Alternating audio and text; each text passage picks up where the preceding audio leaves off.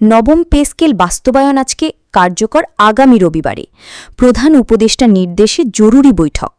পেনশনভোগীদের জন্য ১০০% বেতন ভাতা বিস্তারিত। আসসালামু আলাইকুম দর্শক, কেমন আছেন সবাই? আশা করছি সবাই ভালো আছেন। আজকে নবম জাতীয় পে স্কেল বাস্তবায়ন করা নিয়ে একটি প্রতিবেদন প্রকাশ করা হয়েছে, তাই অনুরোধ করব ভিডিও সম্পূর্ণ দেখুন এবং আপনি যদি আমাদের চ্যানেলে নতুন হয়ে থাকেন তাহলে অনুগ্রহ করে চ্যানেলটি সাবস্ক্রাইব করবেন এবং ভিডিওতে একটি লাইক দিবেন। প্রধান উপদেষ্টার করা নির্দেশ, আগামী রবিবারের মধ্যে বাস্তবায়ন করা হবে নবম জাতীয় পে স্কেল।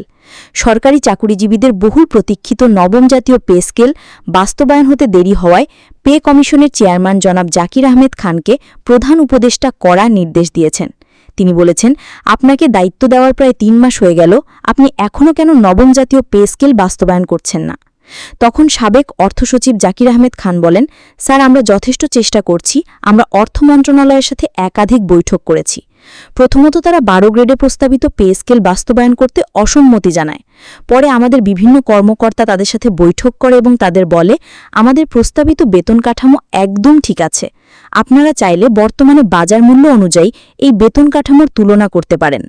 বর্তমানে ঢাকা শহরে থাকতে গেলে বাড়ি ভাড়াসহ সর্বনিম্ন ২০-২৫ হাজার টাকা লাগে, কিন্তু পূর্বের গ্রেড অনুযায়ী ২০তম গ্রেডের একজন কর্মচারীর বেতন মাত্র ৮,২৫০ টাকা, যা বর্তমান সময়ে কোনোভাবেই গ্রহণযোগ্য নয়।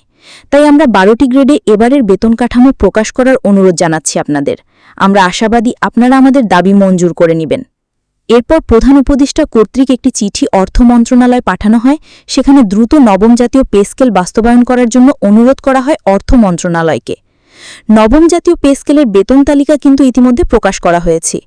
প্রথম গ্রেডে বেতন ভাতা নির্ধারণ করা হয়েছে ১,০৫,০০০ টাকা, দ্বিতীয় গ্রেডে বেতন ভাতা ৯২,০০০ টাকা বরাদ্দ করা হয়েছে, তৃতীয় গ্রেডে বেতন নির্ধারণ ৮০,০০০ এবং চতুর্থ গ্রেডে বেতন নির্ধারণ ৭২,৫০০ টাকা নির্ধারণ করা হয়েছে। পঞ্চম গ্রেডে বেতন ৬২,৫০০ টাকা, ষষ্ঠ গ্রেডে বেতন ভাতা ৫২,৫০০ টাকা নির্ধারণ করা হয়েছে। সপ্তম গ্রেডে বেতন ভাতা ৪৩,৫০০ টাকা নির্ধারণ। অষ্টম ও নবম গ্রেড সমন্বয় করে অষ্টম গ্রেডে বেতন নির্ধারণ করা হয়েছে ৩৭,০০০ টাকা, নবম গ্রেডে বেতন নির্ধারণ করা হয়েছে ২৭,০০০ টাকা। গত পে স্কেলের একাদশ ও দ্বাদশ গ্রেড সমন্বয় করে দশম গ্রেডের বেতন নির্ধারণ করা হয়েছে ২৩,০০০ টাকা। ১৩, ১৪, ১৫, ১৬তম গ্রেডগুলোকে একত্রিত করে ১১তম গ্রেডে বেতন ২০,৫০০ টাকা নির্ধারণ করা হয়েছে এবং সর্বশেষ বাকি ৪টি গ্রেড সমন্বয় করে ১২তম গ্রেডে বেতন ভাতা ১৮,০০০ টাকা নির্ধারণ করা হয়েছে, যা গত পে স্কেলের ১০০% হারে বৃদ্ধি পেয়েছে। এছাড়াও পেনশনারদের জন্য কিন্তু সুখবর রয়েছে।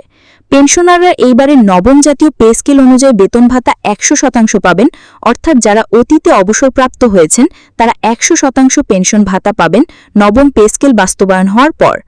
প্রিয় দর্শক, আপনার যদি নবম জাতীয় পে স্কেল নিয়ে কোনো প্রশ্ন থাকে তাহলে আমাদের কমেন্টে করে জানাবেন, আমরা তা সরকারের কাছে উপস্থাপন করব ইনশাল্লাহ।